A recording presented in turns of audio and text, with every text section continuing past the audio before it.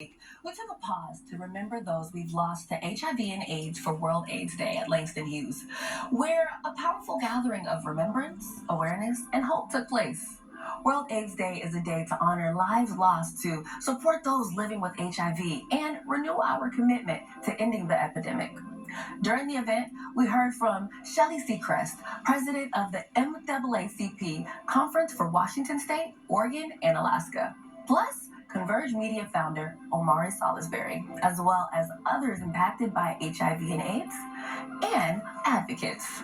Thank you, Deontay Damper, Proof in the Play, and Matthew Bermudez for bringing us this very important story.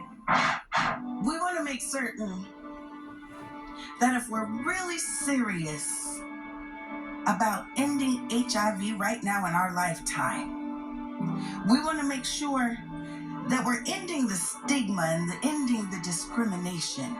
I want us to think about the organizations and the advocates right now that we can turn to who are doing the work right now.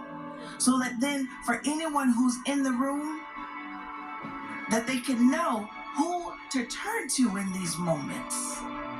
Today is National AIDS Awareness Day. We want to end HIV. We want to look at prevention. We want to celebrate those who are pushing the message forward, who are coming out of the corners and being marginalized, and making certain that we are getting treatment, that we have the research going on. All of us in community are impacted by this. And so today it's just a matter of celebrating what we've accomplished and making certain that we are all on the same page going forward. When we are talking about HIV, with y'all being in the room right now, is you're a part of the solution. So many times in our households, we sweep so much under the rug. But here we are, willing to have a conversation about HIV, how it's impacted our space. Some of us have lost folks, so you stand here for them. Hope is an act of resistance, and you can't have hope without faith. And we believe in a higher power, of course, but what will get HIV done, and we're going to get it done, what will get it done is if we believe that as a community, we have faith in one another.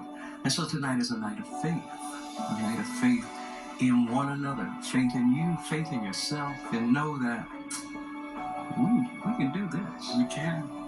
We are living in a time where we have a medication that can keep us safe. 95% protection, PrEP, protects people 95% from getting that disease. If you're through sex, through IV drug use, it protects you by 75%. People of color are not getting that information. If we are here to talk about undetected.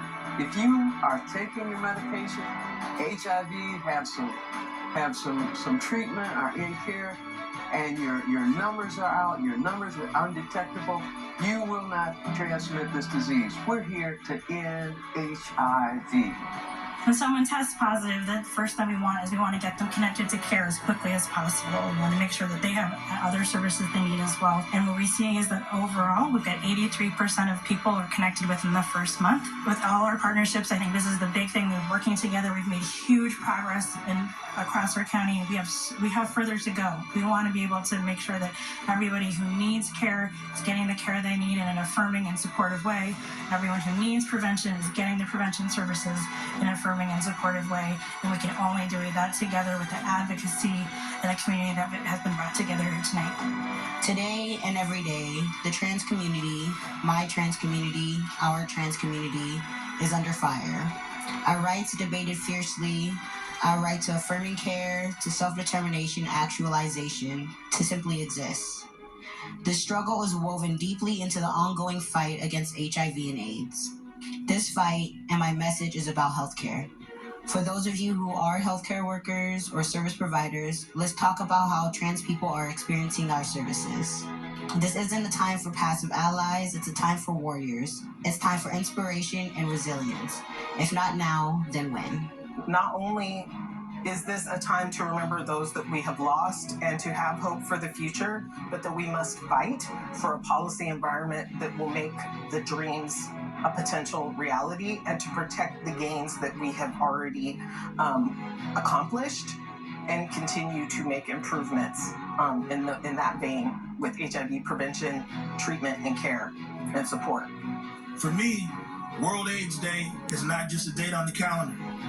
It's a deeply personal journey, a journey that compels me to share a story of love, loss, and resilience.